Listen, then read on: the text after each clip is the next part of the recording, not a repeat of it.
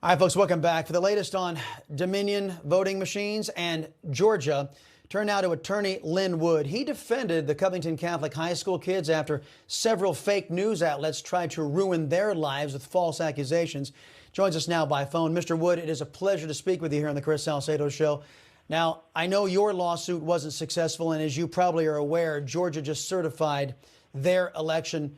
What are next steps in your mind? Well, let me say this. My lawsuit is not over yet. There's some confusion on whether the judge simply denied a motion for a temporary injunction or dismissed the case.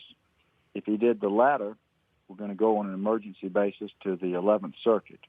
Our case is solid. The Secretary of State of Georgia acted unlawfully when he changed the rules of the absentee ballots without the legislators in Georgia approving it. But let me just stop and tell you something else on a very related and important subject.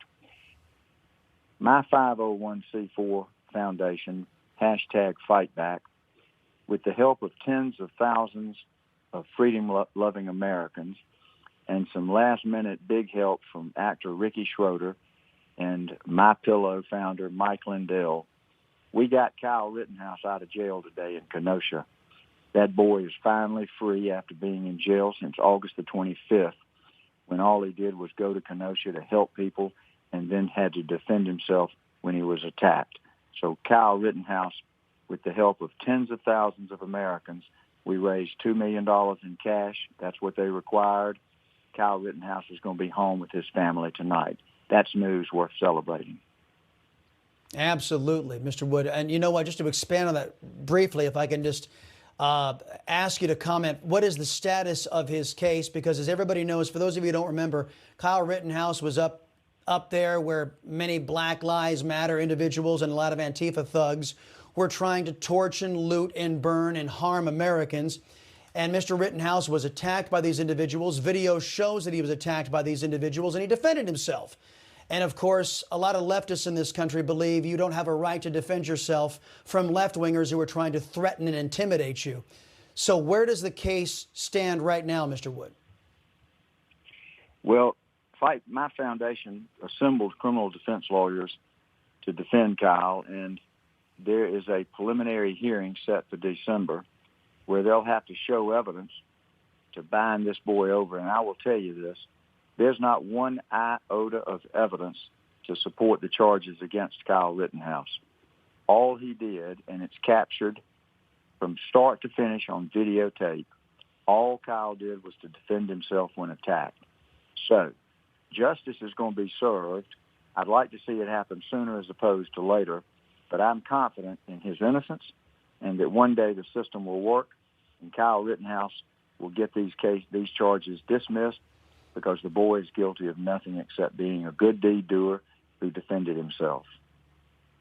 Yeah, a lot of left-wing news outlets may have a lot of crow to eat after that happens.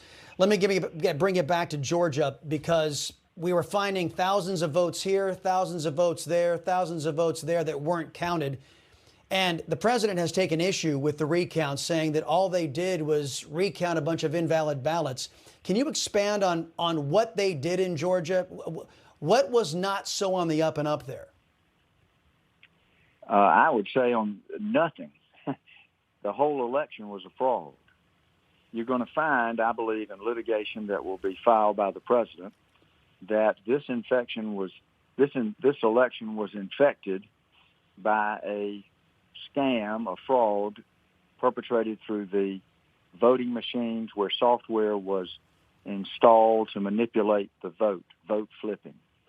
The second prong of their fraud, when they tried to steal our presidency, was in paper mail-in ballots. Now, my lawsuit deals with the absentee mail-in ballots. I can tell you that when they did the recount recently, every county in this state was full of fraud and misdoings and irregularities. They didn't allow people to watch. They, in fact, did not match signatures. They just recounted the same false votes that they counted the first night. So I believe that this certification by the Secretary of State is going to be overturned in the courts. I will tell you straight up. All right. The governor of Georgia. Well, let me, even though if he's I a could, Republican- because, yeah, go ahead.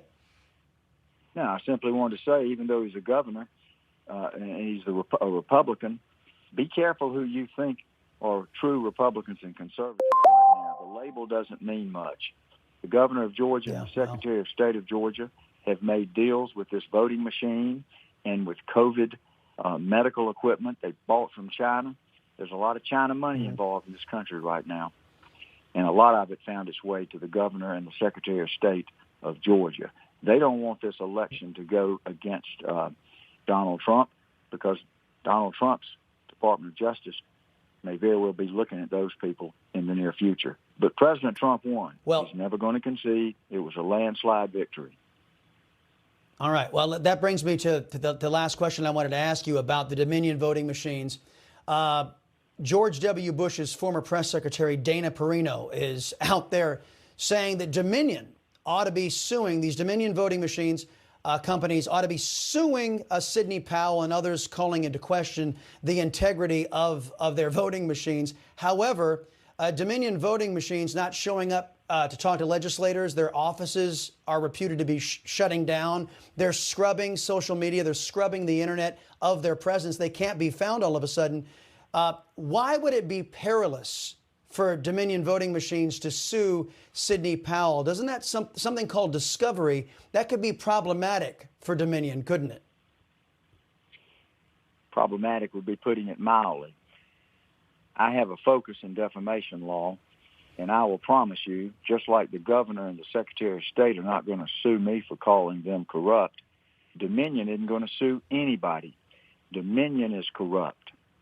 Dominion was formed in Venezuela, found its way over to Canada, and then they got software installed where our votes found their way over to Barcelona and Frankfurt, where software manipulated the vote that was reported at real time by a company called Clarity. I have to tell you this. Dominion is not going to sue anybody.